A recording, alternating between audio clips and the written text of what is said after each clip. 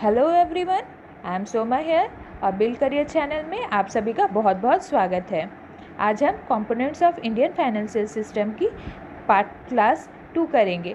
पिछली क्लास में आप देख सकते हैं मैंने फाइनेंशियल इंस्टीट्यूशंस को करवा दिया था और आज हम इसकी पार्ट 2 क्लास करेंगे।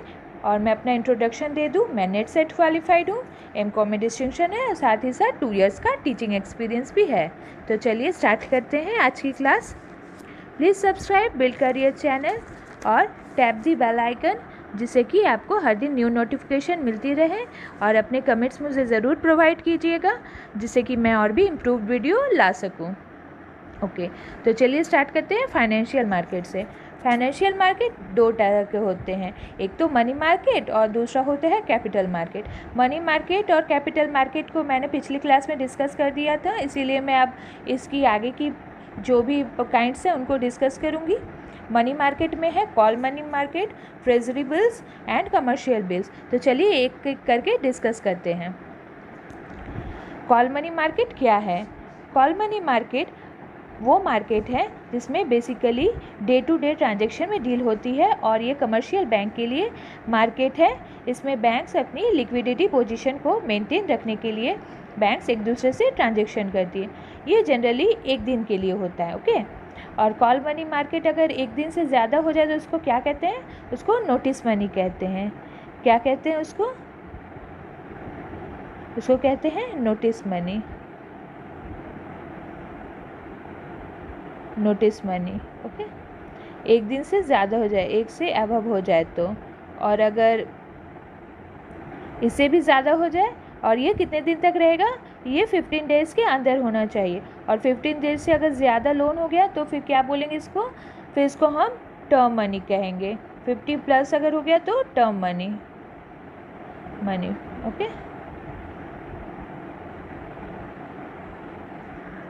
तो और इसको उसके बाद के देख लेते हैं। ये डे टू डे जैसे ट्रांजैक्शन करता है, क्योंकि ये इसकी स्मॉल लिक्विडिटी डिमांड्स को फुलफ़िल करता है। ओके, इसको और क्या कहते हैं? इंटरबैंक ट्रांजैक्शन के नाम से भी जाना जाता है।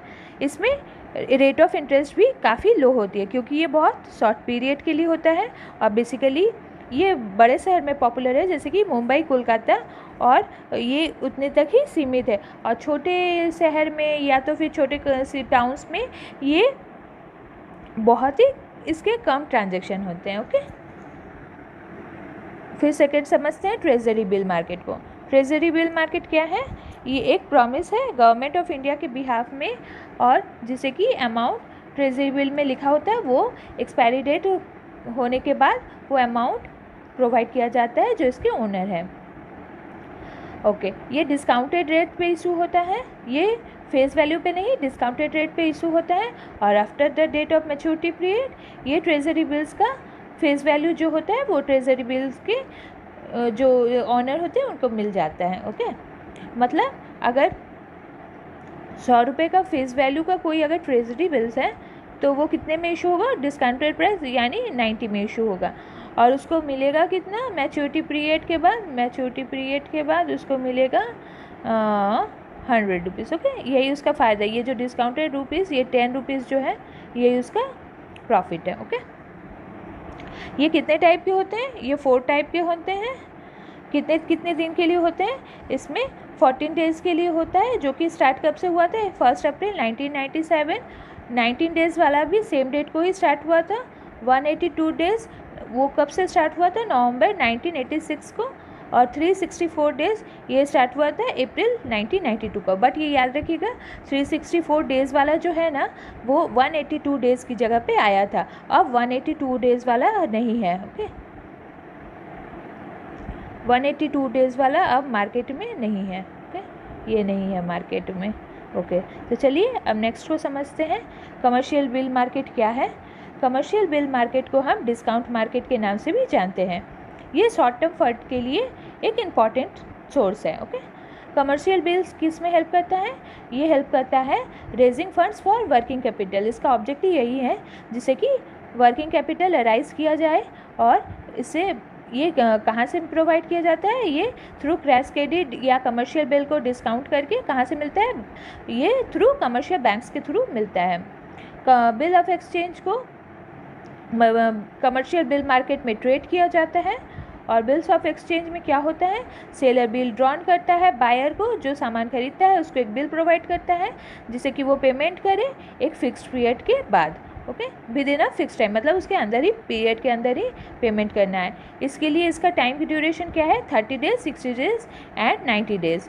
और इसमें कौन कौन से इंस्टीट्यूशन इन्वॉल्व हैं, सारे कमर्शियल बैंक, और ये डिस्काउंटेड किससे किससे कर सकता है, जैसे कि SIDBI, Exim bank, IDBI etcetera, okay.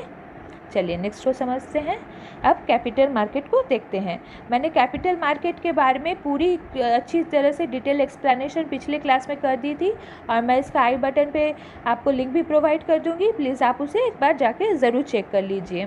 तो चलिए अब प्राइमरी मार्केट, सेकेंडरी मार्केट और डेरिवेटिव मार्केट को समझते हैं। प्राइमरी मार्केट क्या है? प्राइमरी मार्केट, इसे फर्स्ट टाइम सिक्योरिटी की सेल होती है। इसे न्यू इशू मार्केट के नाम से भी जाना जाता है। मेनली IPO और FPO इसके मेजर इंस्ट्रूमेंट है, ओके।